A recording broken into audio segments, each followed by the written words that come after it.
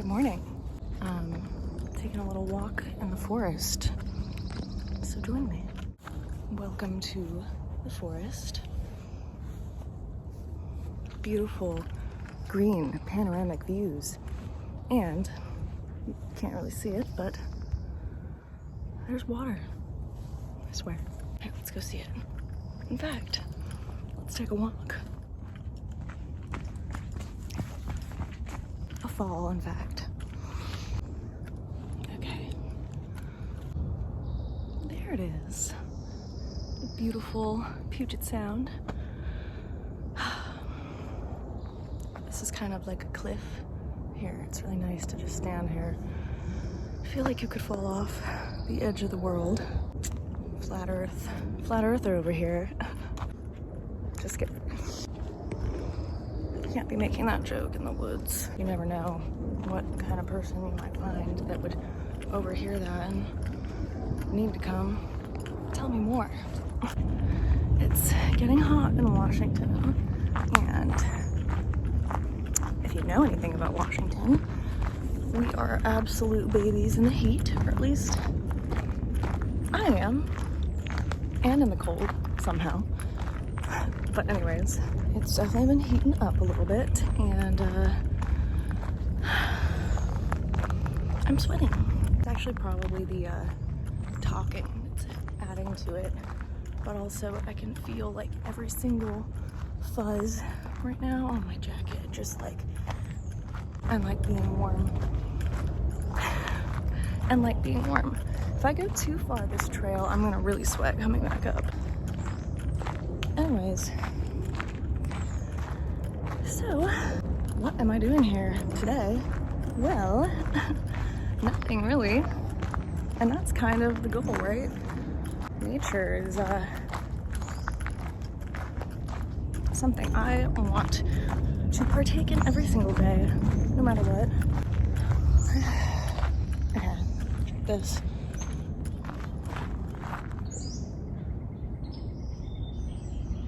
You can't really tell how far down that is, but basically if I stumbled right now, I'd be fucked. And that's why I won't be walking down there either, because I've done it.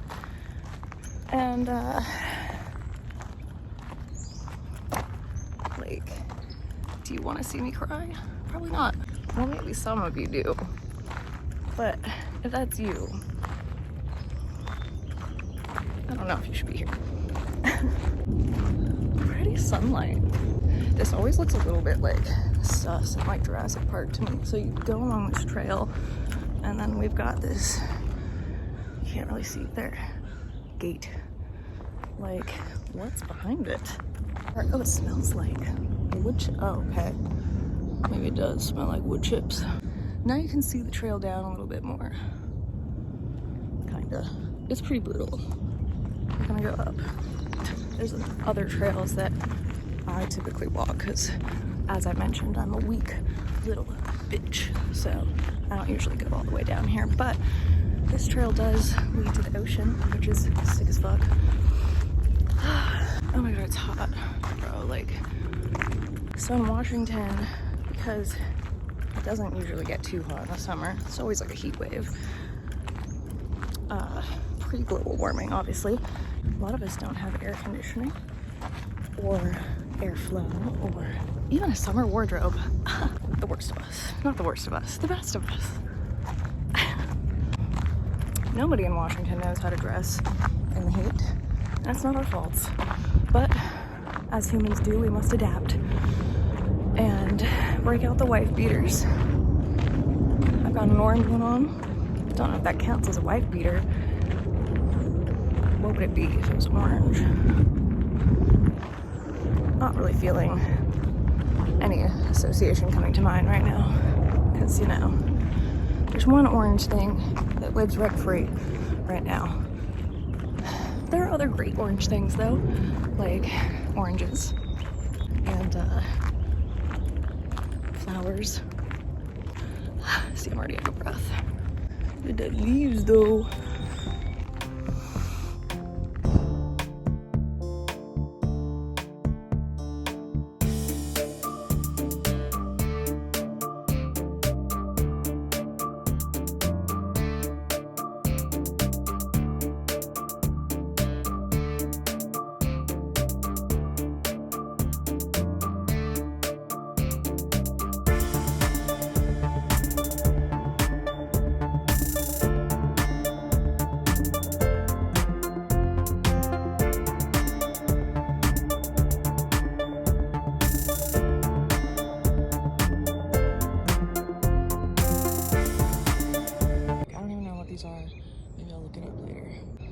look like peas under there.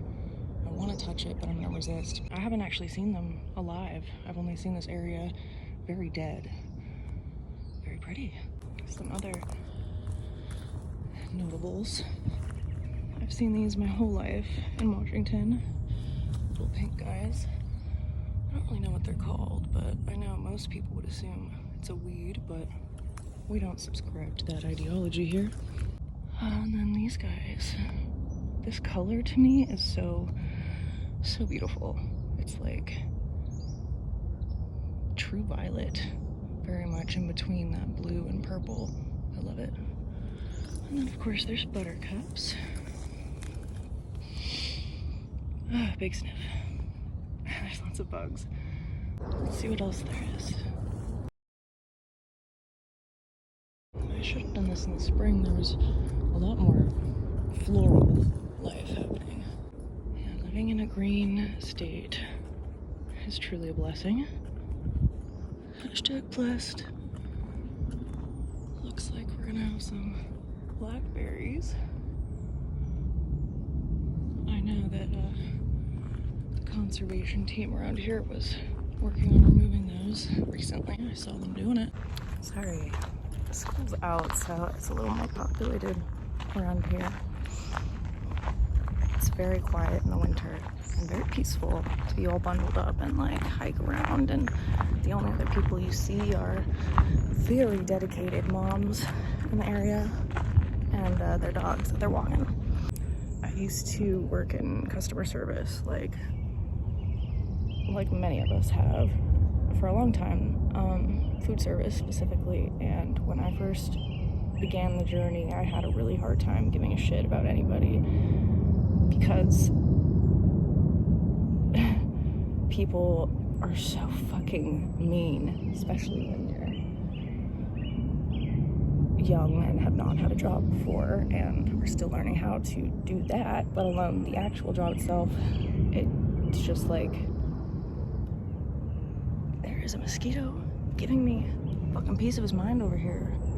He does not want me to talk about this, so maybe I won't, but maybe I will. Anyways, so I had a really hard time caring about the customers, but mind you, the first few jobs I had were not great environments for many reasons. I mean, are any of them, like, even the best environments turn out to be okay. I used to have a really hard time connecting with customers because I was on the defense. Like, people will literally call you an effing idiot or an effing R word or are you effing stupid, and they'll literally, like, that's just the tip of the iceberg, you know. I have infinite stories of being verbally abused or seeing someone else be verbally abused, and oh fuck, did he just take a little chunk out of me? Physically abusing me. Anyways, that really made me lose my train of thought. I mean, you know, the world is difficult, and I don't need to justify it. Y'all get it.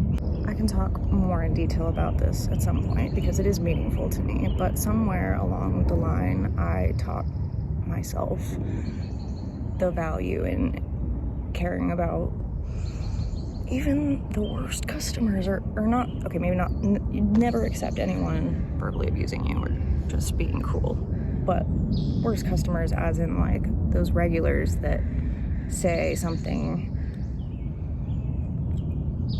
rude every time they're in, but not rude enough to, like, you know, refuse service, like, you know, those types. Like, I kind of challenged myself to just like accept and love them and recognize that, you know, they always say it, you have no fucking idea what anyone else is going through, and 9 times out of 10 that really turned out to be true. And once these people would receive unconditional kindness from me, I think a lot of them would start to open up and share parts of their stories. Every story is different, but if, oh, they're changing out the trash. But empathy is endless. What I really learned though is that there's a lot to get out of pushing through those moments, even though it feels like shit. You just want to roll your fucking eyes. But I got 10,000 times more out of the experience when I put my heart into it. If you're putting your heart into it and you're still being treated like shit constantly, you're gonna burn the fuck out, and every other factor involved in that. Check out this tree. Damn, girl. She leggy. Okay, I'm holding back some tears, sucking them in because I'll wait for this plane. So I see a lot of the same people walking here every day, and usually I'll just smile, maybe wave at them, or even very muted good morning hiker. I say hiker loosely, hiker conduct. But usually I have my headphones on, so I don't really interact with people too much. But it feels like every single time that I have them off, I have an interaction that is very moving, which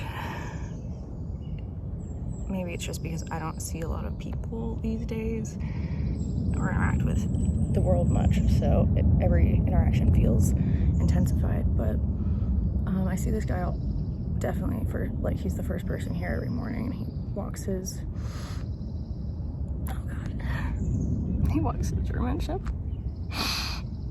Obviously you know where this is going. We stopped and had a little conversation, and this dog came up to me, and I like,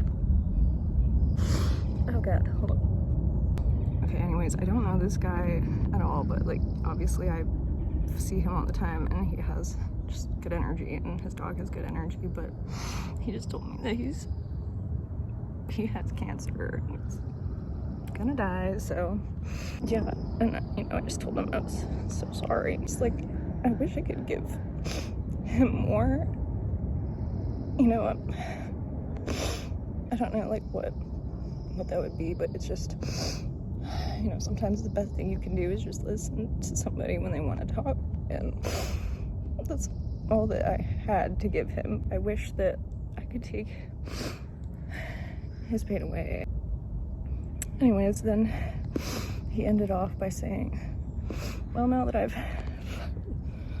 ruined your morning, good morning. And I was like, I mean, he's the one smiling through the pain, so I had to suck it in. And you know, he had a beautiful dog and looks so well taken care of and loved, and yeah, we just kind of parted ways, and now I'm here just trying to be a normal person about it.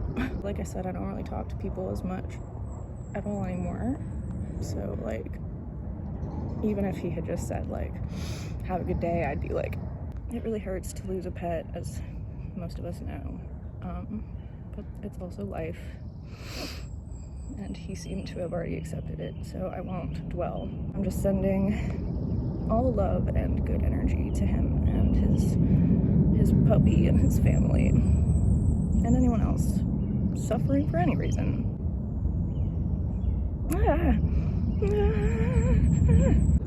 Okay, let's change the subject and check out some of this sick graffiti. True modern art. I'm a big fan of this one. Like, this bitch brought out her colors. She brought out the Copic not the Copics, that would not work. She broke out the Poscas or Poscas for this. That was like full on paint, you know? Anyways, very artsy. Actually, wait, you know, I might be misgendering homie here. My bad. Who knows? Raymond. Probably, you know? Might be Raymond. Beautiful art though, okay? Slay. And then we've got Raymond and Lily forever. So I guess this could have been mutual peace. He looks like he got a bowl cut. Again, I shouldn't say they got a bowl cut. And then we got, oh god, sorry, something legit hit me in the, like a big ass boat just hit me in the, oh my god. Okay, I gotta get up. peace, love, and happiness, and Illuminati, and capitalism. Trash. Oh, Seattle. We're not actually there right now. USA? Question mark? Storm? Stop. Stop. I think it's Stomp. I don't know. Stomp. Oh wait, I almost said that was everything, but we got one more sneaky. Raymond and Lily. Oh, Lily? Is that how you spell Lily? Do you think they misspelled Lily's name?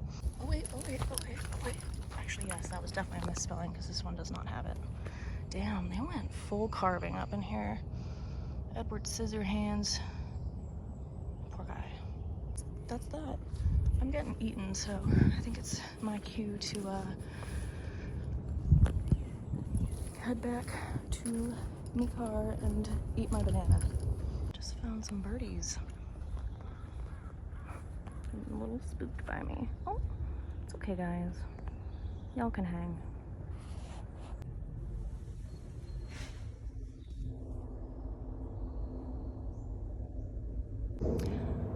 Okay, I'm just wrapping up for the day, so I'm taking one last little walk through the forest and enjoying the sounds, the breezes, the birds, and saying goodbye to the ocean, because she's as beautiful as always. And there's just one last little topic to cover, which is the future of this channel and what it is and what you can expect to see.